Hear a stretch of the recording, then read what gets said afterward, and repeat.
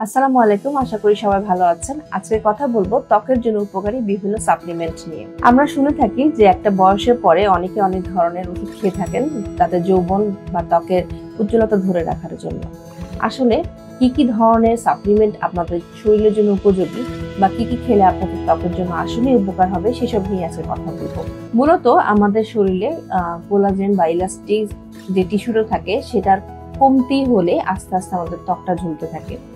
তো যে কারণেই ত্বকের ইলাস্টিসিটি নষ্ট হয়ে যাক না কেন, আমরা বলি যে আপনাদের কোলাজেন বুস্ট করতে হবে। তো কোলাজেনটা আসলে কিভাবে বুস্ট করা যায়? এখন অনেক ধরনের সাপ্লিমেন্ট কোলাজেন হিসেবে পাওয়া যায়, সেটা ট্যাবলেট, ক্যাপসুল এবং সেটা যে কোনো ধরনের পাউডার ফর্মে পাওয়া যায়। অনেকেই কোলাজেন নিয়ে থাকেন আর প্রশ্ন করে থাকেন যে এটা কিভাবে নেবেন। আমরা বলে থাকি প্রতিদিন একটা করে ক্যাপসুল, কোলাজেন ক্যাপসুল রাতে ঘুমানোর আগে খাবেন। তাহলে যেটা হবে, ত্বকের নিচের কোলাজেন বা ইলাস্টিসিটি আস্তে আস্তে রিগেইন হবে এবং ত্বক আগের মতো টানটান হবে। এছাড়া আপনারা ত্বকের যে তৈলাক্ত ভাব সেটা ধরে রাখার জন্য ওমেগা 3 খেতে পারেন প্রতিদিন একটা করে।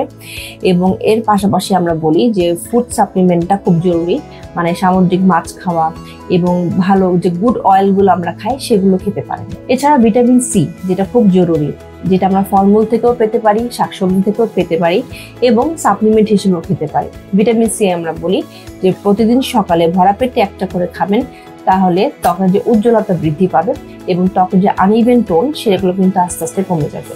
তো এই তিনটা সাপ্লিমেন্ট মূলত আমরা ত্বকের জন্য দিয়ে থাকি।